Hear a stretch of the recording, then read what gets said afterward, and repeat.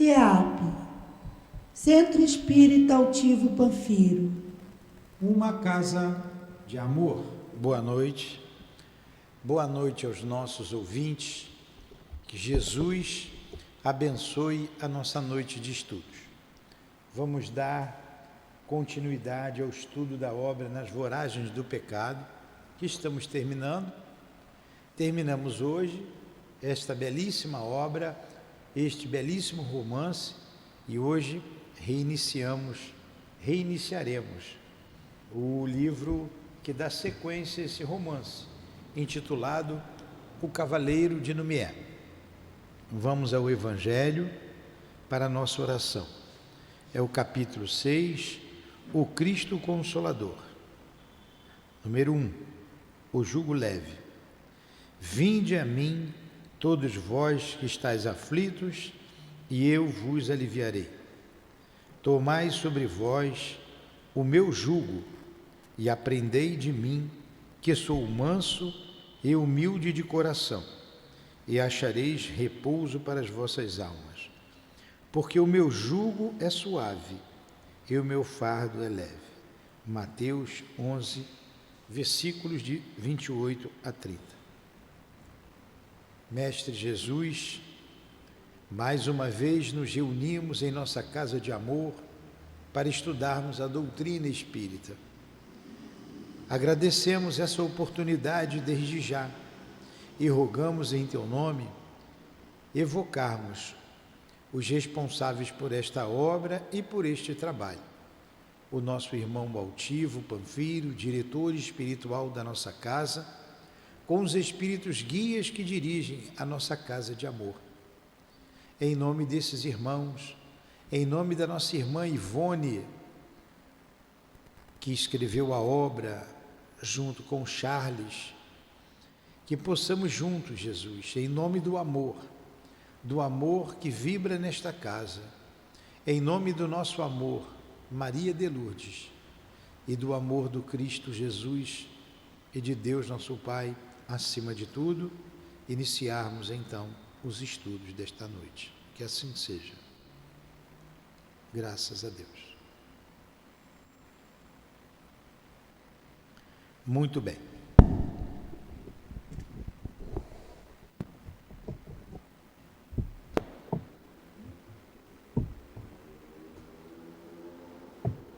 Vamos para a parte final, do nosso estudo, desse romance Nas Voragens do Pecado. Olha que coisa interessante, Diogo, que a gente precisa conhecer. Vai sentar aqui? Como a gente precisa conhecer o mundo espiritual, como o mundo espiritual é real, tornara-se insustentável. Olha essa frase, escutem bem, tornara-se insustentável, está terminando, a situação de Luís e sua amada Ruth no além-túmulo. Insustentável a situação dos dois, não tinha como fugir lá, um estava pertinho do outro.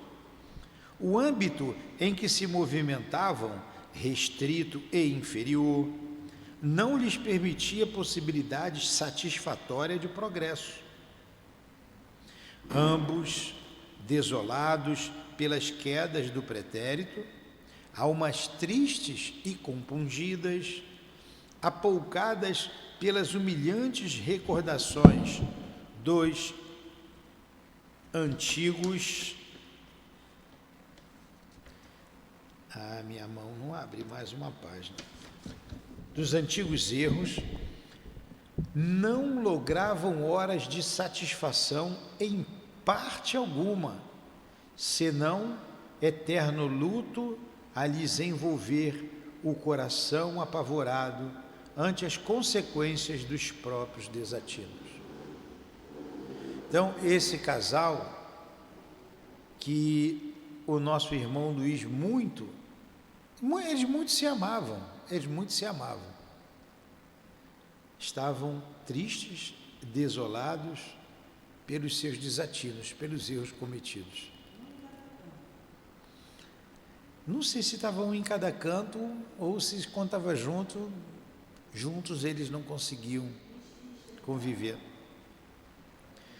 Luís, todavia, mostrava-se arrependido, disposto a tudo suportar, fosse no espaço ou em nova reencarnação terrestre, a fim de libertar a consciência das sombras ultrajantes do orgulho religioso que o fizera aliar-se a Catarina de Médici, para prosseguir indefesos filhos de Deus, para perseguir indefesos filhos de Deus, cujo único crime era pensar de uma forma diversa dele mesmo, em matéria religiosa.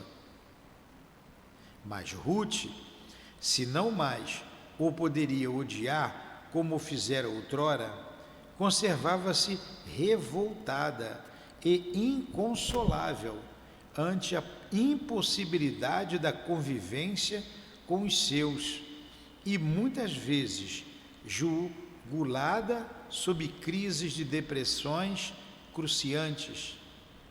Voltava às blasfêmias e às exasperações. Desencarnada. Ó, eu vou ler de novo, bem devagar, para vocês entenderem como que é a vida no mundo espiritual. Não difere de nada assim, de nada daqui. Para aquele para aqueles espíritos inferiorizados ainda. A gente viu que o Luís de Narbonne estava bem à frente dela. Ele conseguia conviver com aqueles que ele foi o carrasco. Não, ele não se matou. Hã? E foi ele que matou. E a Ruth não conseguia, porque continuava revoltada. Então as pessoas pensam que vira mágica quando você morre. Ah, quando eu morrer eu vou ficar bonzinho. Não.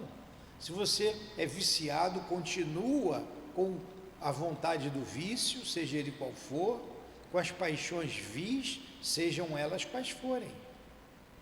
Você tem alguma coisa contra outra pessoa, você vai continuar. Eu vou ler de novo, Adilane, devagarzinho, para você entender bem. A gente não tem pressa, né? Mas hoje a gente termina o estudo. Tornara-se insustentável a situação de Luís e sua amada Ruth no além-túmulo. Os dois já estão desencarnados. Ele já havia desencarnado e ela veio depois.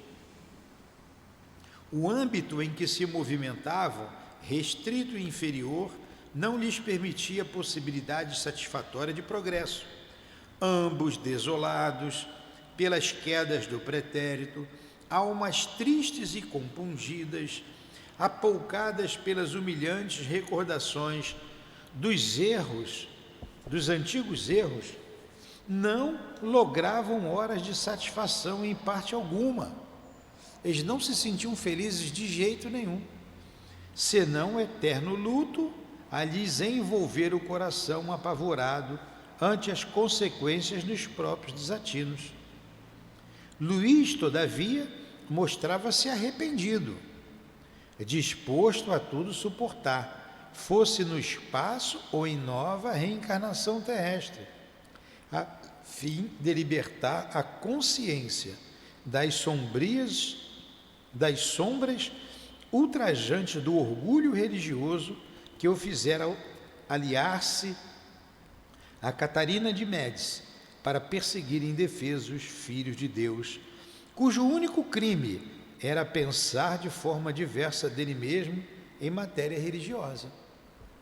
Então, para vocês que estão chegando hoje, o Luís de Narbonne foi um fanático religioso, um católico fanático, e na noite de São Bartolomeu, ele foi o chefe, né, que liderou o massacre dos protestantes, pejorativamente chamado de huguenotes.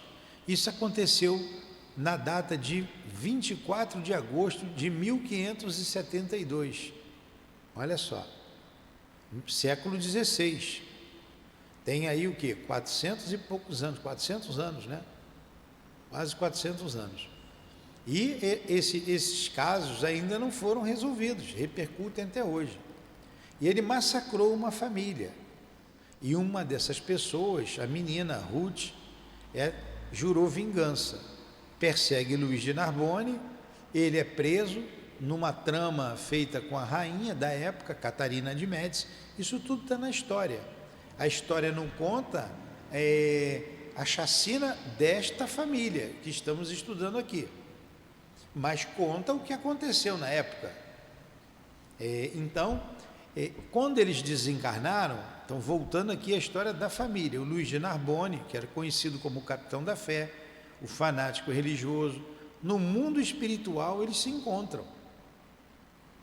E ele ama muito a Ruth, e ela que o leva a sofrer na prisão e ser torturado até a morte. Ela que faz isso, para vingar a família dela. Mas ela se arrepende e passa a amá-lo. Depois, eles se encontram no mundo espiritual. Aí foi o que eu acabei de ler. Eles lá não encontravam paz, eles tinham vergonha do que fizeram. Ele estava disposto, já tinha se arrependido, sofreu o que tivesse que sofrer para poder se reerguer. Mas ela ainda estava revoltada, porque ela não podia estar com a família dela. É claro, a família toda perdoou o capitão da fé e aqueles algozes, mas ela não. Ela resolveu persegui-los, e com a revolta, com a falta de fé. E ele matou e perseguiu simplesmente pessoas inocentes que tinham a mesma fé, porém pensavam de maneira diferente. É como se nós fôssemos atacados por nos declararmos cristãos e vermos a vida do Cristo diferente da que vê um católico, um protestante, e eles viessem aqui e nos matassem, nos tirassem a vida. Foi isso que aconteceu, entenderam? Então a gente está no final. Aí ele fala de Ruth, está entendendo, Adilane? Aí ele fala aqui, mas Ruth, se não mais poderia odiar como o fizera outrora, ela não tinha mais ódio por ele. Conservava-se revoltada e inconsolável ante a impossibilidade da convivência com os seus, e muitas vezes jugulada sob crises de depressões cruciantes. Olha, Adilane, presta atenção, daqui a pouco você vai me fazer uma pergunta que eu acabei de falar aqui, de ler. Presta atenção. O espírito com depressão, com tristeza. Claro, não podia estar com quem amava, por culpa dela mesma, sentiu depressão, tristeza. E mais, sob crises de depressões cruciantes, voltava às blasfêmias e às exasperações e entregava-se a prantos furiosos que lembravam o ranger de dentes da parábola cristã, enquanto vociferava em imprecações desrespeitosas para que entidades tão pecadoras quanto ela a ouvissem e com ela se impressionassem, até a lamentações idênticas com suas gritas, produzindo aterrorizantes coros. Então ela estava no mundo espiritual inferior, sofrendo tudo isso. O menino que acabou de chegar aí, ele tinha que ouvir para entender o mundo espiritual. Depois ele sobe. Ele não passou ali não, né? O Márcio.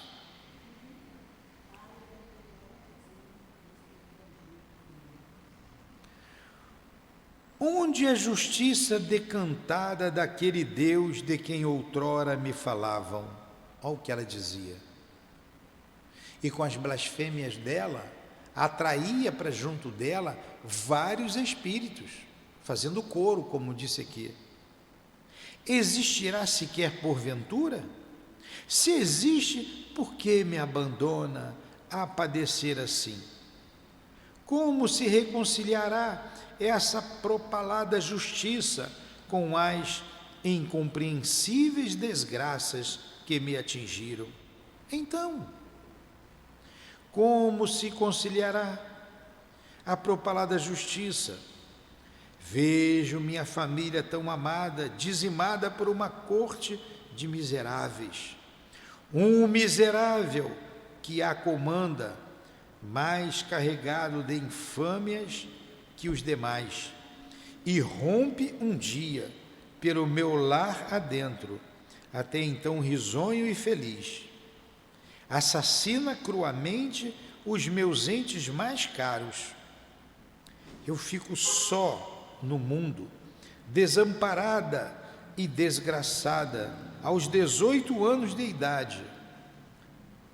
Vingo-me do odiento assassino, e ao findar o balanço das responsabilidades, o desgraçado destruidor de vidas pode gozar da convivência da minha família, a mesma por ele trucidada, porque também é a dele mesmo, desde vidas passadas. Olha a lamentação dela. Ah, foi a Raquel que chegou, não foi o Márcio não. Pensei que fosse o Márcio.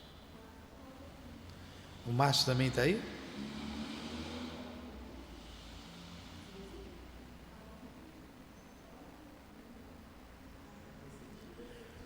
Porque também era sua família. Meu Carlos protege-o, educa-o, consola-o, enquanto eu sequer poderei entrevê-lo a ele, Carlos. Olha a lamentação dela. Pratica um ato de justiça, entregando-o à prisão, para que jamais torne a desgraçar alguém.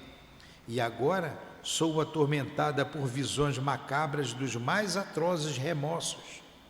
E ainda reconheço nas profundidades de minha alma confusa e condenada que amo esse desgraçado.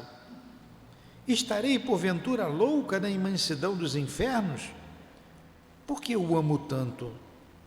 Que efervescências diabólicas tecem minha alma, ciladas assim, incompreensíveis e absurdas, para que eu me debata no horror de amar o assassino daqueles a quem mais amei. Que paradoxo esse, de amá-lo e odiá-lo ao mesmo tempo. Amo, odeio, quero e repilo. Se aproxima, apavora-me e desejo fugir.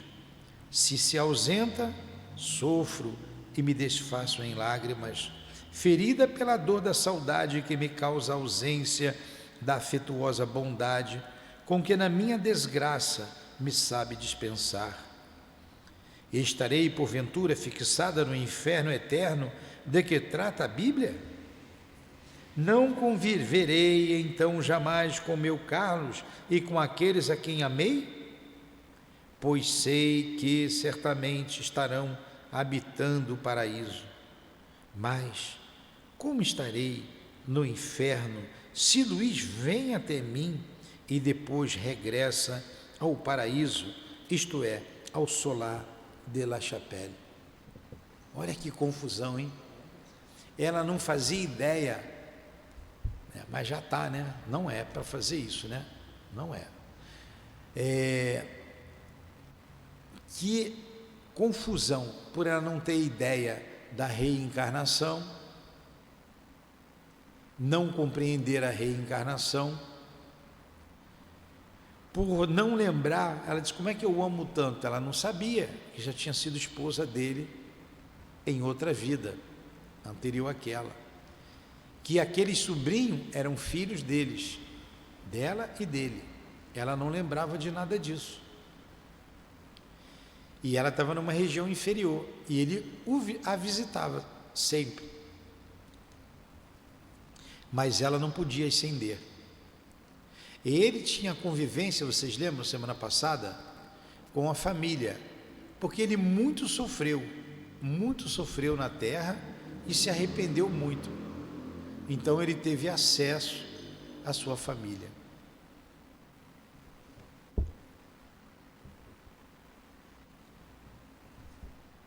Tão grave situação de ambas as entidades implicadas em claudicações assim contumazes era insolúvel no mundo espiritual.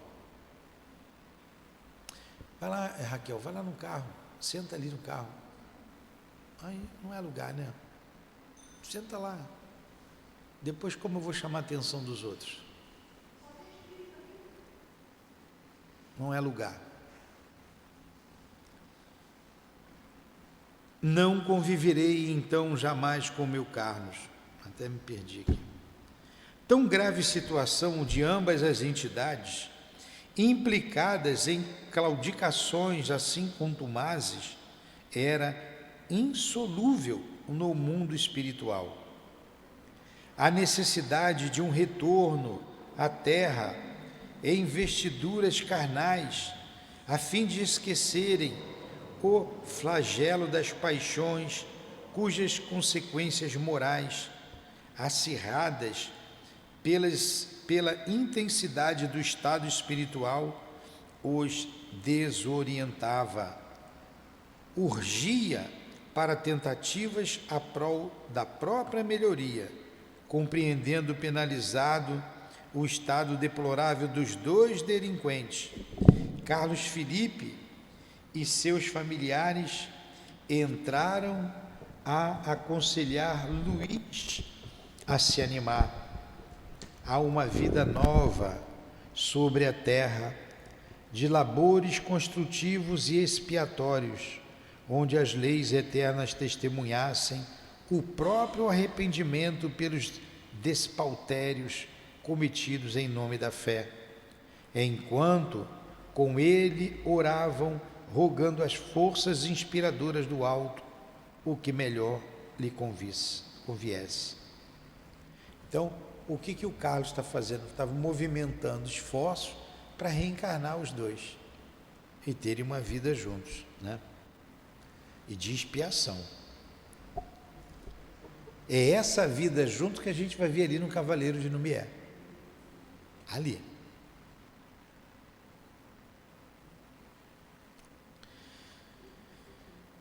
Durante esse período de preparação, indispensável, porém, Carlos instruía-o nas leis do vero cristianismo, por ele desconhecidas até então, não obstante seus longos estudos teológicos, à sombra de um credo mesclado de prejuízos humanos, leis sublimes e redentoras que lentamente contornavam sua alma para a possibilidade de empreendimentos futuros, cujas perspectivas o impressionavam e comoviam. Seu apego a Ruth, inquietando-o poderosamente, impossibilitava a serenidade necessária para o magno feito, visto não ignorar que a reencarnação em vista se efetivaria com a separação temporária entre ambos, a fim de que maior tranquilidade presidisse os testemunhos a apresentar. Agora vocês vejam, ela não podia ser instruída. Ele estava em condições de aprender, então ele se aprofundava. Mas ele já sabia da reencarnação, sabia que ia voltar com ela, mas ficava apreensivo pelo espaço de tempo que eles iriam ficar separados. Na infância, né? Ela vai ser filha de alguém e ele filho de alguém. E vão ficar separados um período. E ele já estava aflito, porque ele a amava muito. Olha o sentimento que continua em nossa alma quando a gente desencarna. Tanto o sentimento do amor, quanto os espíritos imperfeitos têm um sentimento do ódio. ambos juntam, ambos. É melhor a gente amar, né? Que a gente fica junto por amor. E quanto amor ele tinha por ela. Parece aqui que ele a amava mais do que ela ele, né? Então vamos lá. Então ele estava sendo preparado pelo Carlos, que é o Charles que está escrevendo aqui. O Carlos é o mesmo Charles que escreveu a obra.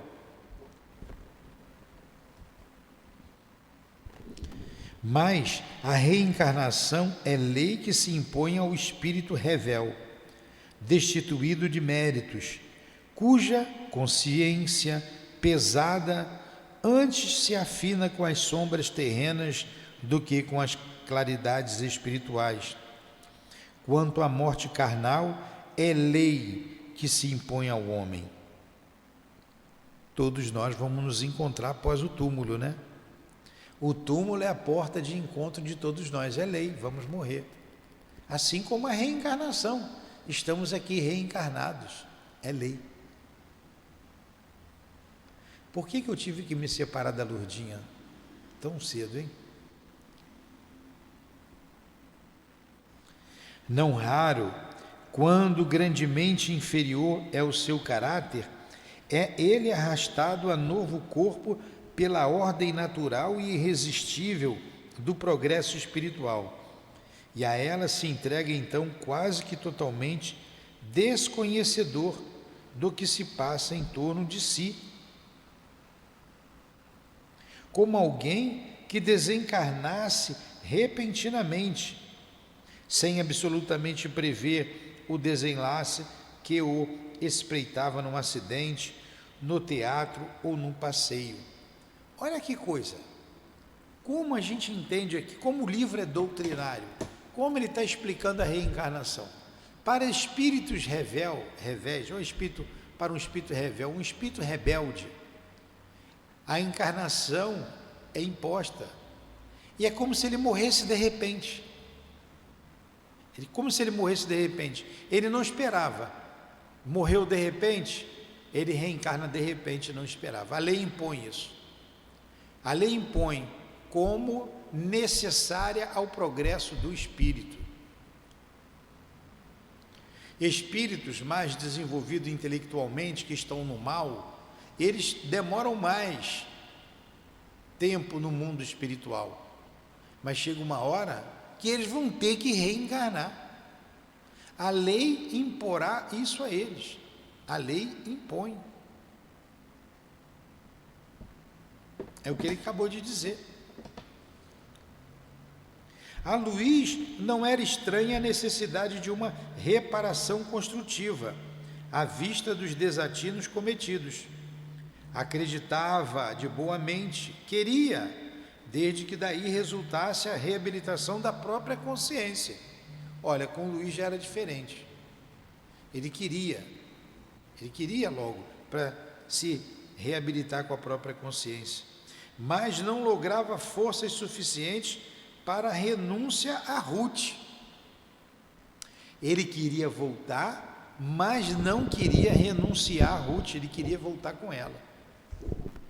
Eu acho que esse foi o erro dele. Podia ter um pouco mais de paciência e as coisas se resolveriam melhor depois, né? Mas vamos lá, vocês vão entender isso lendo a outra obra.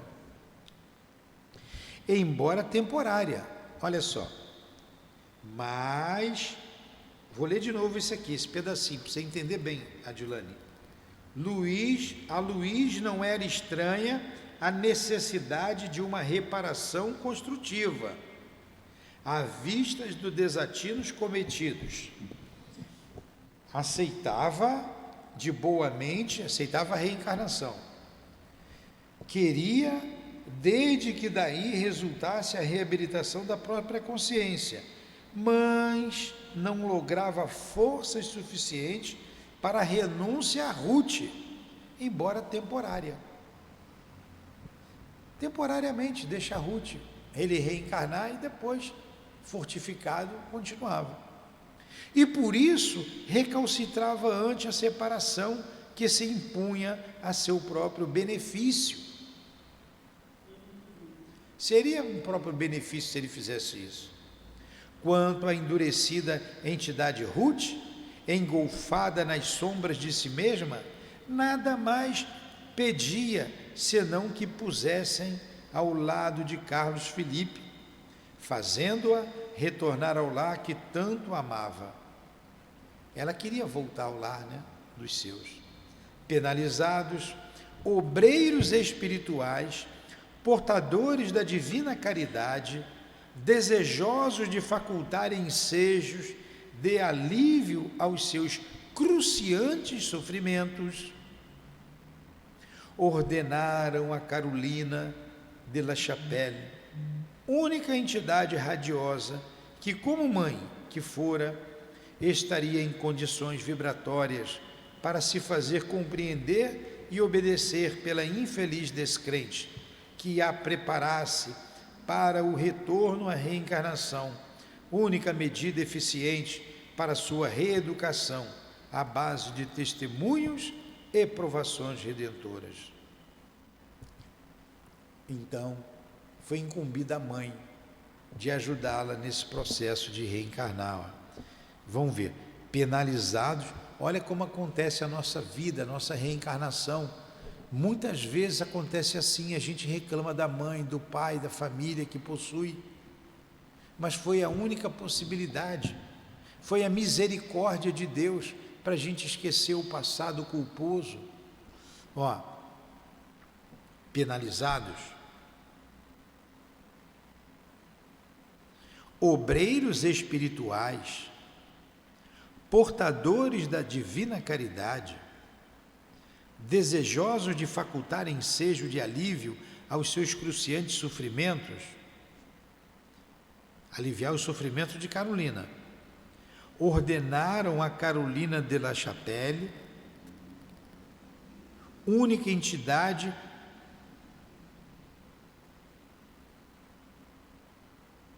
radiosa, que como mãe que fora, estaria em condições vibratórias para se fazer compreender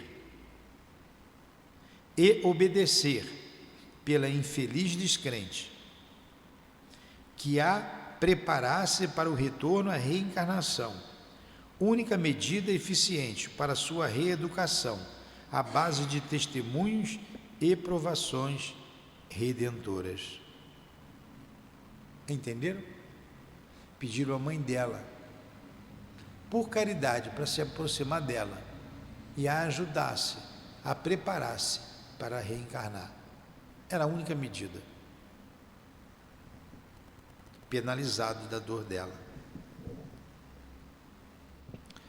Fiel ao dever, como ao desempenho maternal, a condessa Carolina certo dia tomou os braços da filha, como sempre desfeita em revolta das lágrimas, embalou-a docemente de encontro ao coração, como nos dias da sua infância, e falou-lhe com a persuasão que somente as boas mães conseguem em horas solenes. Sim, há um meio, minha filha. Está entendendo, Dilane? De poderes reconquistar o direito de te reunires ao teu Carlos, assim como a todos os que te amam. Um Deus Criador e Todo-Poderoso existe, cujas leis perfeitas, imutáveis, eternas, que tu repeles, porque ainda não as pudeste compreender, prescreve a supremacia do amor, governando o destino das criaturas. Se, pois, amamos a esse Deus e ao nosso próximo como a nós mesmos, tal como recomendam aqueles dispositivos, estaremos harmonizados com a lei suprema e tudo sorrirá ao redor dos nossos passos. As flores de uma doce e íntima alegria nos perfumarão a vida. As claridades de esperanças sempre mais arrebatadoras, traçarão roteiros de luz para nossas almas.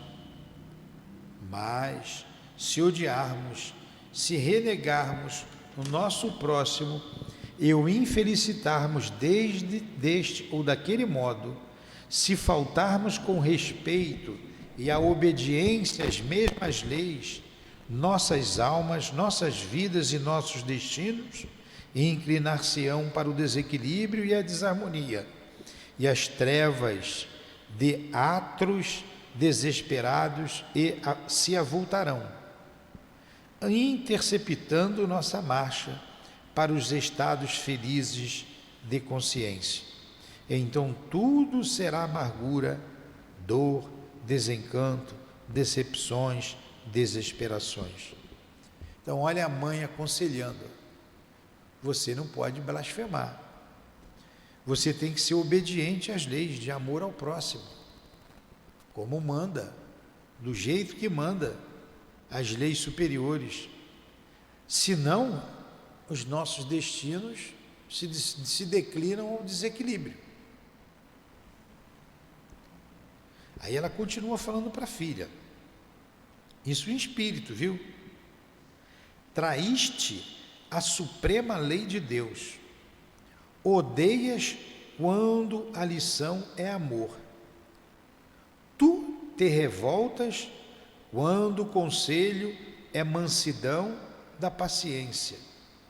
Descrês quando o universo todo nos atrai, convidando-nos à marcha nobilitante dos testemunhos de submissão ao seu Criador. Vingaste ofensas quando o dever manda perdoar e esquecer as dores sofridas pelas consolações do amor de Deus.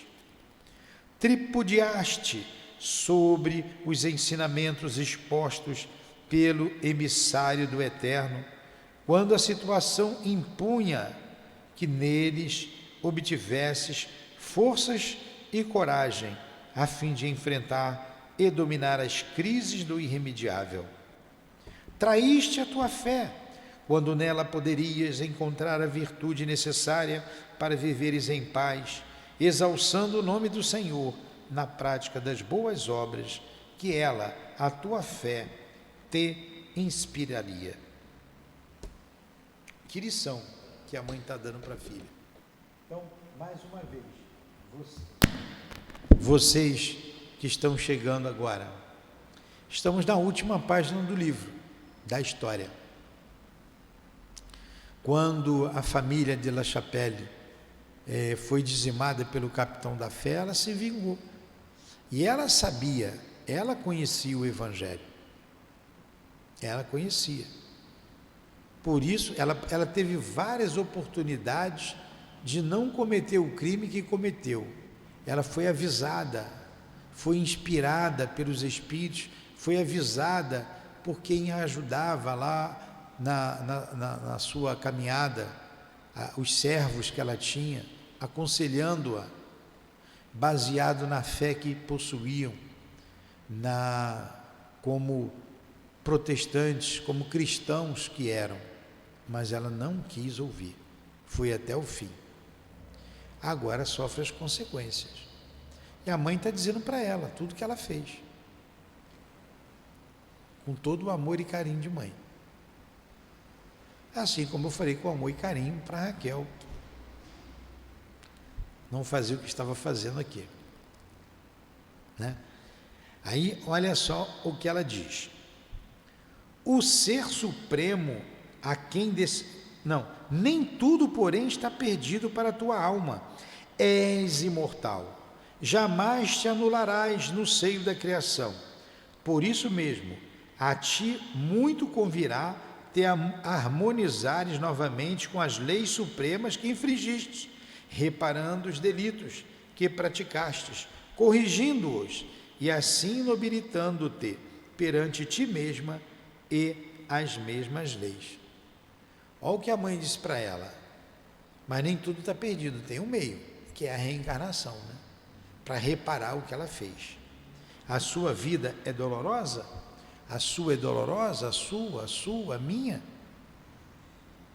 pode ter certeza que a misericórdia de Deus agiu em nossas vidas, nos colocando novamente no palco dos encarnados, no palco da vida encarnada, esquecendo o nosso passado e aproveitando as oportunidades para nos reabilitarmos diante da lei divina. A vida não é brincadeira. Ninguém nasce para brincar. A gente nasce para progredir, como espírito imortais que somos. É a lei de progresso regendo a nossa trajetória de vida, praticando o amor a si mesmo, ao próximo e a Deus. A Deus em primeiro lugar, a nós e ao próximo.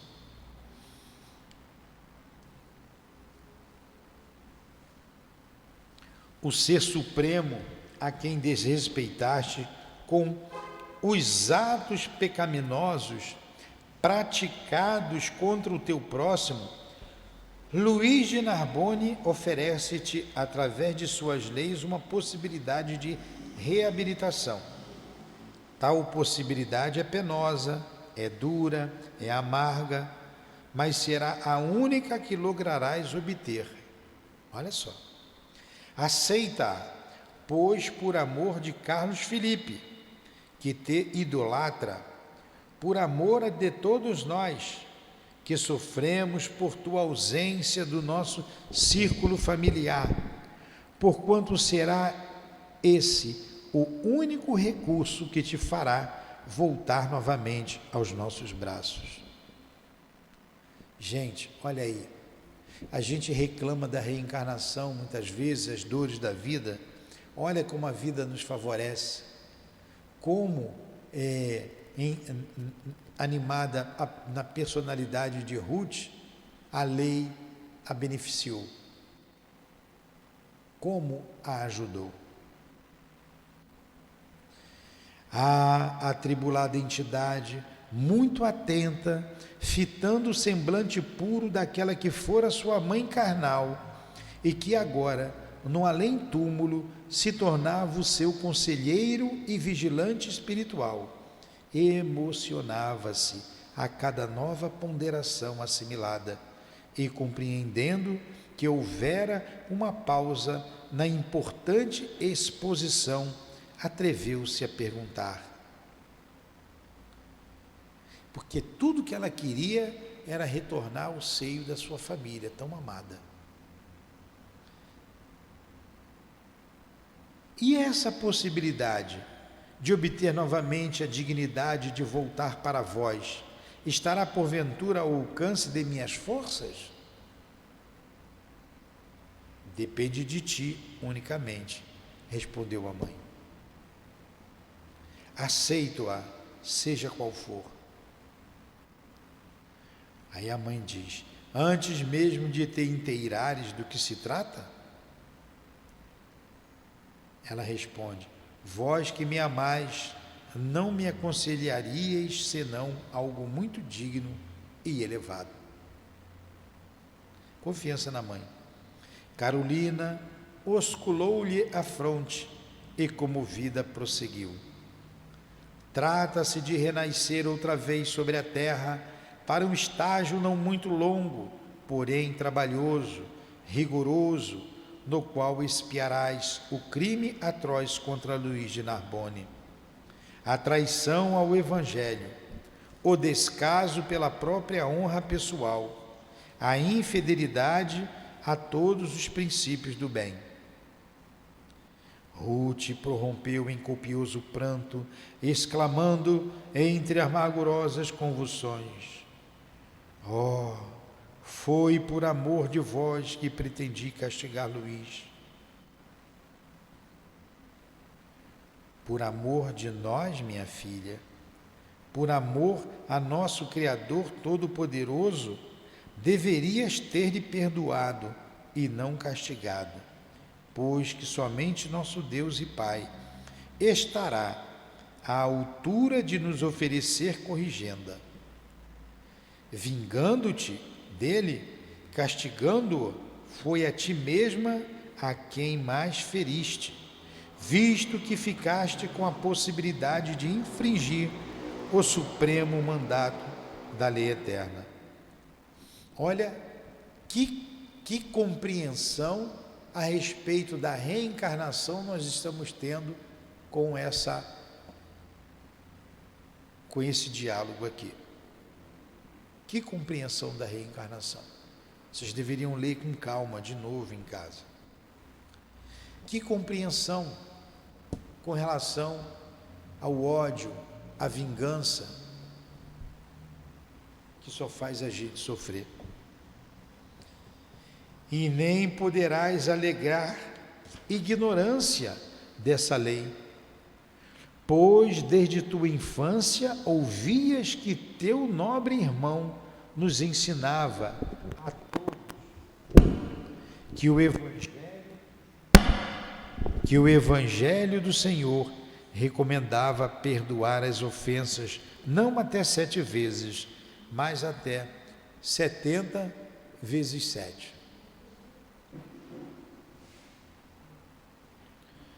Eu sofria, minha mãe, via-me desesperada e só. Mas sabias que o convite supremo aos sofredores e desesperados é permanentemente lançado por Jesus, através das páginas do teu Evangelho? Vinde a mim, vós que sofreis, e eu vos aliviarei. Era tão jovem, querida mãe, e depois de vossa morte não houve mais quem me aconselhasse. Aí a mãe replica: Deus jamais nos deixa órfãos, a sós, minha querida filha. Sua misericórdia se utiliza daqueles que nos cercam para nos auxiliar nas horas difíceis. Gregório e Blandina, não obstante serem humildes servos, eram inspirados pelos céus para te aconselharem em nossa ausência, a fim de que detivesses no declive em que voluntariamente te precipitaste. E Monsenhor de B, no momento supremo, foi o eco de nossas vozes que te aconselhavam a partir antes de concluíres a traição. Desorientei-me, minha mãe. Meu coração sofria a falta das verdades, das verdadeiras afeições. Todos que me amavam haviam partido para o mundo das sombras. Deixáramos um compromisso matrimonial para ti, com um homem probo, um coração leal que sinceramente te queria. O próprio de Narbonne amava-te acima de tudo. Aí ela replica: o fantasma de Otília perseguia-me, induzindo-me ao crime, sem jamais me conceder tréguas, a fim de serenamente raciocinar.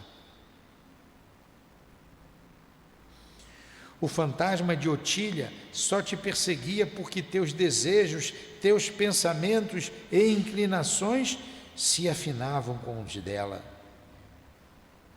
As lições do Cristo, respeitadas e amadas, e a prece extraída do coração, libertar-te-iam facilmente do jugo obsessor de tua infeliz amiga.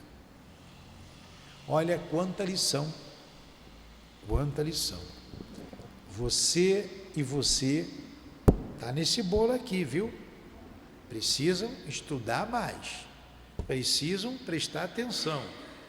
A aula foi dada, é a primeira vez que você vem, a outra também, você também, foge daqui.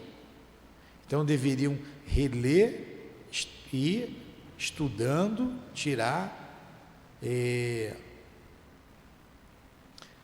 conceitos, aprendizado desta grande lição. Olha quanta coisa, quanto ensinamento doutrinário, quanto esclarecimento com relação à reencarnação, as relações de além-túmulo e as relações aqui na Terra, explicando como tudo acontece. Como dizem, os livros estão aí, mas se não querem estudar, se não querem aprender, depois vai reclamar o quê? Como a mãe de Ruth Carolina está dizendo. Olha, aquelas pessoas eram inspiradas pelos céus, por nós, aqueles a quem eram teus servos, nós os inspirávamos. Antes de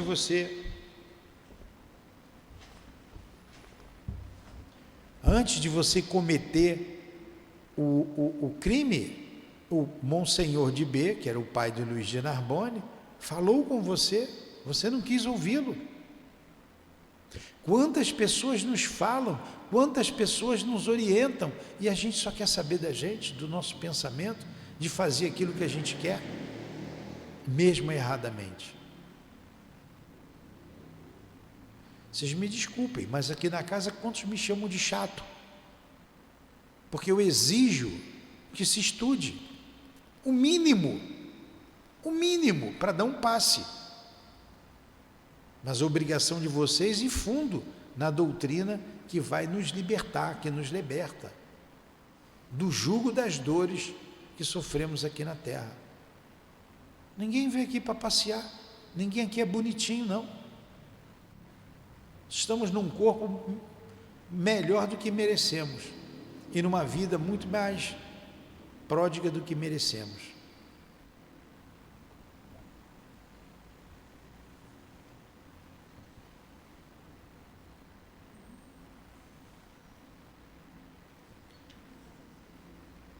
Eu sofria, minha mãe, via-me desesperada e só. Acho que eu já li isso aqui, né? Mas sabias que o convite supremo aos sofredores e desesperados é permanentemente lançado por Jesus, através das páginas do seu Evangelho. Vinde a mim, vós que sofreis, e eu vos aliviarei. Foi isso aqui que a gente leu, né? Olha como nós somos inspirados. Eu abri ao acaso exatamente desta página do Cristo Consolador. Vinde a mim, todos vós que sofreis. Então, era tão jovem minha mãe, minha querida mãe, e depois de vossa morte, não houve quem me aconselhasse. Estou lendo de novo, não faz mal, porque isso acontece com todos nós, toda hora, todo dia. Deus jamais deixa órfãos a sós, minha querida filha. Sua misericórdia se utiliza daqueles que nos cercam para nos auxiliar nas horas difíceis. Vocês duas que estão aí atrás, que chegaram hoje, vocês estão ouvindo isso todo dia aqui na casa. Todo dia, todas as vezes que vêm aqui. Estão ouvindo, já sabem. Não agem de acordo com o Evangelho, porque não querem. Quer dizer, se não agirem, eu não sei da vida de vocês. Eu não estou julgando a ninguém. Mas vocês já sabem. Estão sendo alertadas o tempo todo. Mas se sair daqui e for para os vícios, for para o mundo, o problema é de vocês. Vão marcar com as consequências. Depois não vai poder dizer que não sabia. É o que a mãe de Ruth Carolina está dizendo para ela. Você não pode dizer que não sabia, você tinha um evangelho, você teve acesso a ele. Você foi ensinada, educada dentro do evangelho. E os servos, olha só, as pessoas simples que estavam com ela, Gregório e Blandina, que nós vimos aqui desde o início da história, não obstante serem humildes servos, eram inspiradas pelos céus para te aconselharem em vossa ausência, a fim de que detivesse no declive em que voluntariamente te precipitaste. E mais, o Senhor, Monsenhor de B, no momento supremo, foi o eco de nossas vozes que te aconselhava a partir antes de concluíres a traição. Porque o padre, o Monsenhor, falou com ela, vai embora, deixa Luiz de Narbonne em paz, deixa o meu filho em paz, segue, eu já sei de tudo, de todo o seu plano, nós não vamos te importunar, segue em paz. Mas ela não ouviu, ela não quis ouvir, teimosa. Desorientei-me, minha mãe, Meu coração sofreu a falta de verdadeiras afeições. Todos que me amavam haviam partido para o mundo das sombras. Deixáramos um compromisso matrimonial para ti, com um homem probo, um coração leal que sinceramente te queria. O próprio Narbonne amava-te tanto. Era o príncipe lá, né? Na Alemanha, lembra? O príncipe que ajudou, Filipe. É aquele mesmo Filipe.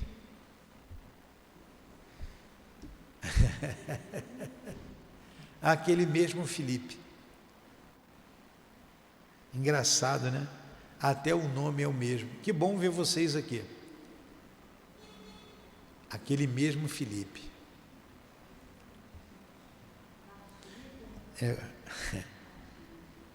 O fantasma de Otília perseguia-me, induzindo-me ao crime, sem jamais me conceder tréguas, a fim de serenamente raciocinar. Aí, olha o que ele diz aqui, ó, tantos conceitos doutrinários. E ela disse, a mãe aconselha, você devia ter orado. O fantasma de Otília só te perseguia porque teus desejos, teus pensamentos e inclinações se afinavam com os dela. Se as lições do Cristo fossem respeitadas e amadas e a prece extraída do coração, iriam te libertar facilmente do jugo obsessor da sua infeliz amiga. Eu mudei aqui a leitura, viu? Achou onde eu estou? Eu só reli. Vencida, reconhecendo-se irremediavelmente culpada, Ruth atirou-se nos braços de sua mãe e, chorando convulsivamente, bradou, resoluta e corajosa: mandai, minha mãe, e obedecerei. Dizei o que será necessário fazer e me prontificarei.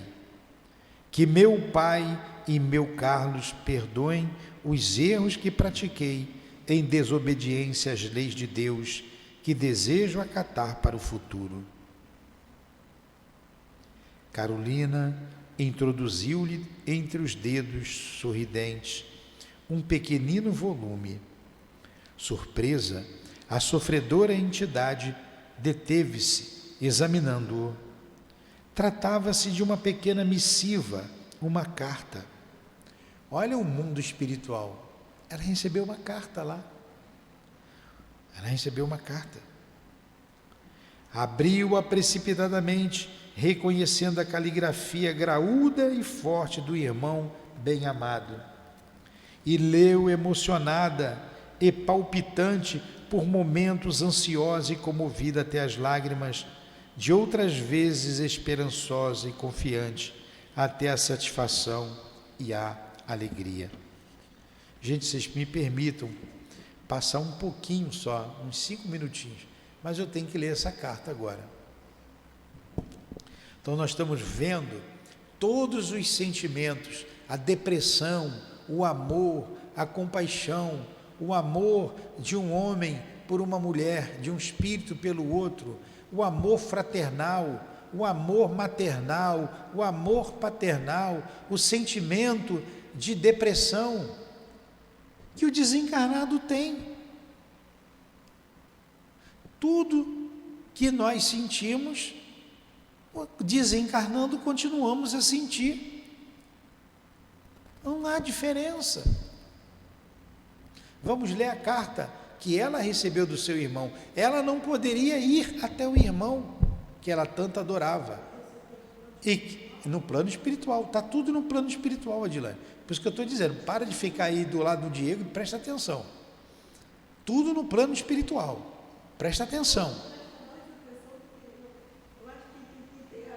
Tá, então você é a mais enrascada, então presta atenção. Vamos lá. Olha a carta que o irmão escreve para ela.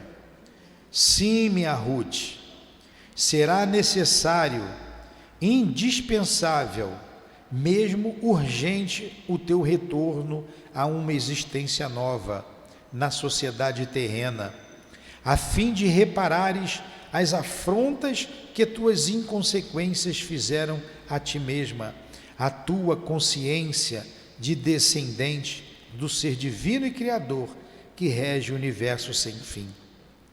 Volta à terra, minha Ruth, renasce em outro corpo, em berço triste, rodeado de solidão e saudades, entre vozes que parecerão hostis à tua alma, e não por aquelas que por entre beijos e afagos te ensinavam o balbucio das primeiras orações a Deus no solar saudoso e amigo de La Chapelle, onde fostes adorada como os querubins dos céus. Paga as leis eternas e incorruptíveis da criação o tributo das infrações em que incorreste quando atraiçoavas os postulados do amor e da fé, da moral, da honra, da lealdade e da fraternidade, das virtudes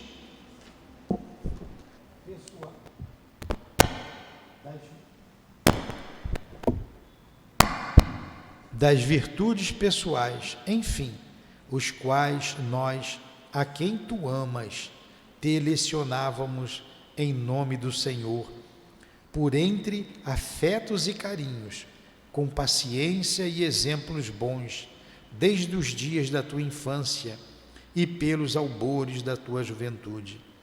Renasce em ambiente diverso daquele que te foi tão grato, em ambiente hostil, que te leve a sentir a felicidade que perdestes ao atraiçoares os princípios honestos em que iniciaste tua marcha progressiva para Deus.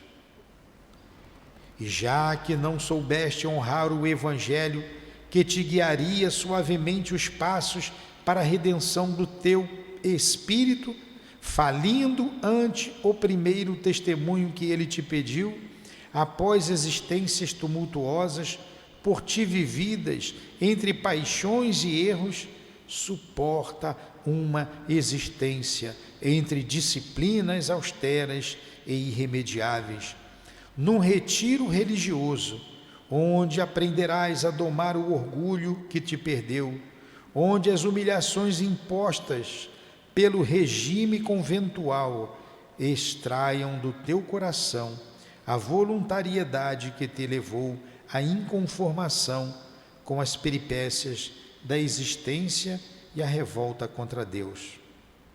Sofre, chora, trabalha, luta, serve, obedece, ama, renuncia.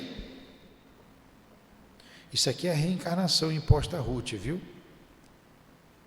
Mas reergues dos escombros das tuas desilusões a fé que deixaste que se aniquilasse em tua alma.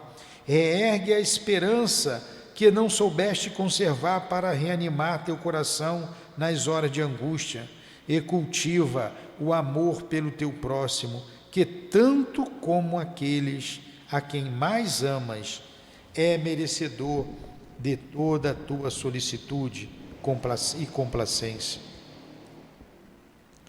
Porque assim sendo, tal exílio será breve, passageiro e compensador, e será também um recurso que te facultará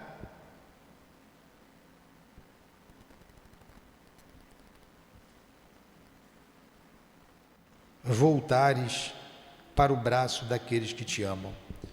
Pronto, eu vou parar aqui. Faltava mais meia página, mas eu não vou ler rápido não. Semana que vem eu leio a carta toda com calma, tá? Vamos parar aqui por causa da hora. Então vamos lá.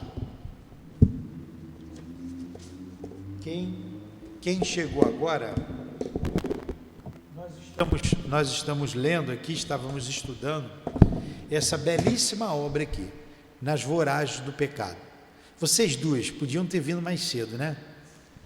Então, um romance mediúnico.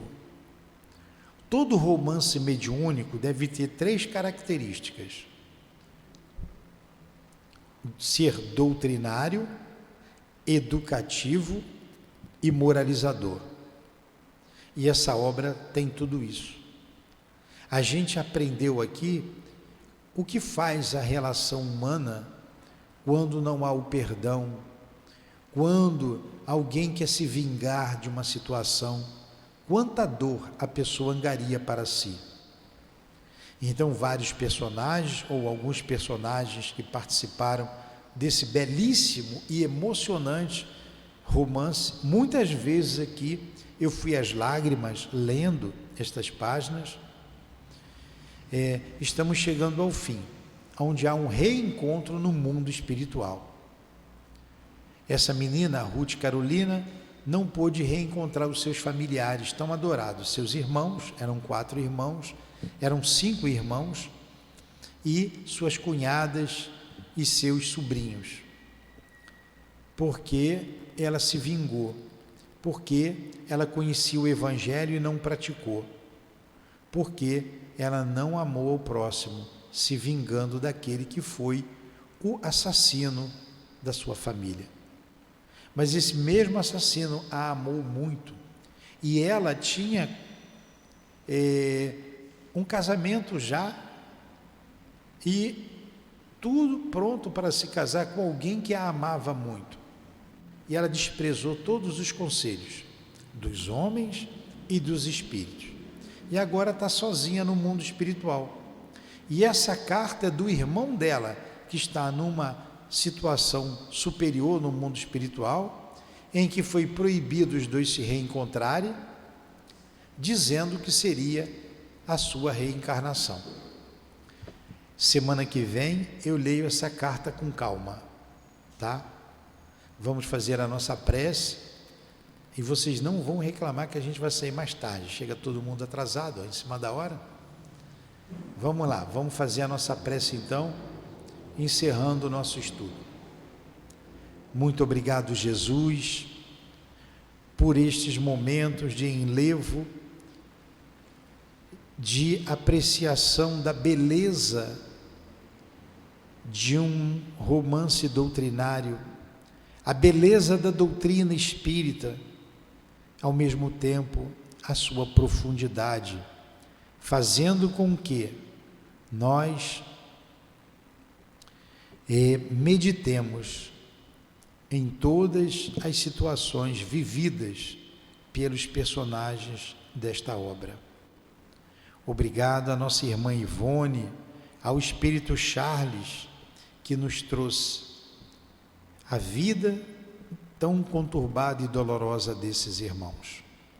Rogamos por todos eles, rogamos por nós, para que despertemos para as realidades do mundo espiritual, o mundo da verdade, o mundo real, que momentaneamente nos apartamos, mas que em breve retornaremos para lá. Que Deus ilumine as nossas consciências, inspire-nos em nossos procederes, em nossas escolhas, para que elas sejam corretas, conforme a lei maior, a lei de amor, amando ao nosso próximo como a nós mesmos e a Deus acima de todas as coisas. Em nome desse Deus bom, desse Deus de amor, em nome de Jesus de Nazaré, o nosso mestre e querido irmão maior, em nome da nossa irmã Ivone, do Charles, do Altivo, diretor da nossa Casa de Amor, de Leon Denis, de Allan Kardec, em nome do amor que vibra nesta casa, do nosso amor, Lourdinha, do teu amor, Jesus, e do amor de Deus Pai acima de tudo, damos por encerrados os estudos da noite de hoje, em torno da obra Nas Voragens do Pecado. Que assim seja.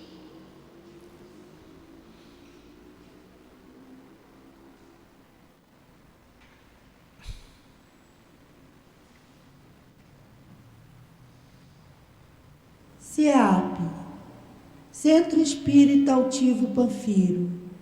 Uma casa de amor.